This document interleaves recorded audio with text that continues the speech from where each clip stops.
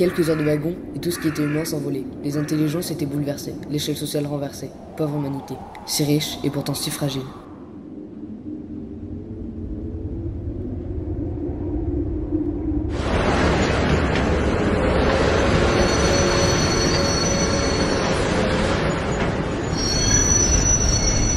Premier regard sur le camp, c'est une autre planète.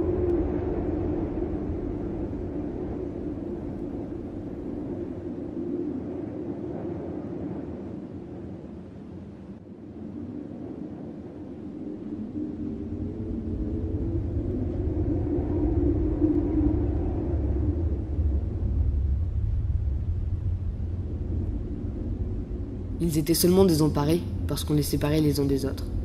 Mais ils ignoraient qu'ils allaient à la mort.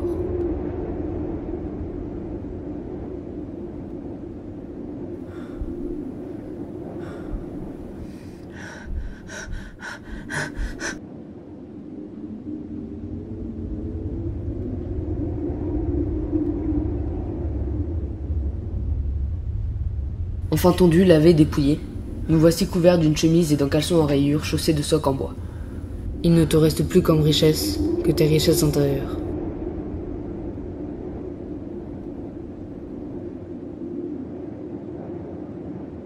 Tu étais un homme, tu n'es plus qu'un numéro. Il y avait à Buchenwald un bâtiment avec des bancs où nous faisions nos besoins. Aucun isolement évidemment. Une centaine alignés en même temps. Il faut bien comprendre que le simple fait de vivre le lendemain était déjà un acte de résistance. Survivre dans ces conditions-là, c'est déjà résister.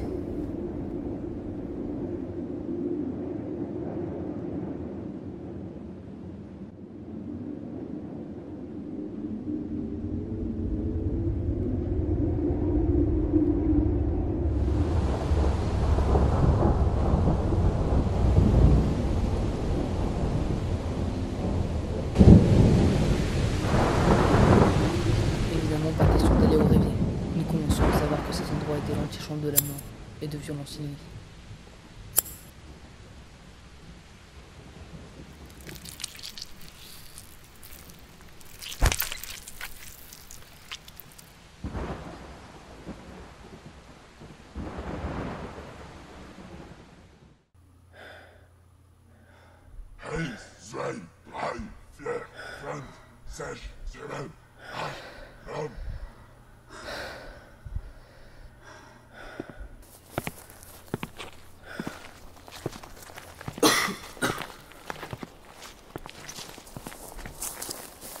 Nous étions les pieds dans la boue.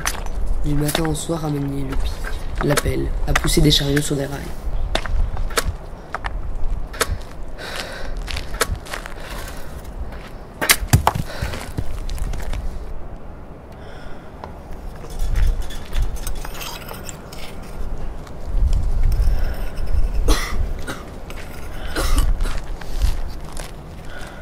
J'essayais en vain de penser à autre chose.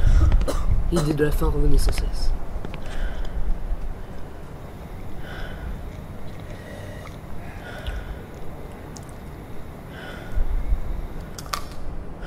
Avant de nous tuer ou de nous faire mourir, il fallait nous avilir, par une double entreprise, physique et morale. L'intention ne laissait aucun doute. Elle trouvait sa source dans la haine de l'homme. Un pendu me faisait fort peu d'impression.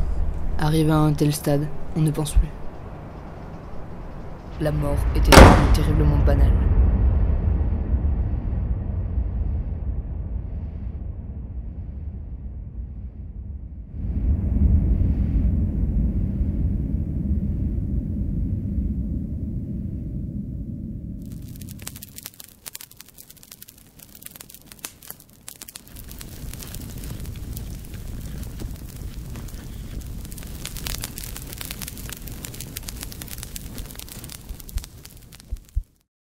J'ai vu tomber l'homme au dernier degré d'abaissement. Je l'ai vu en bête, vivre en bête, mourir en bête.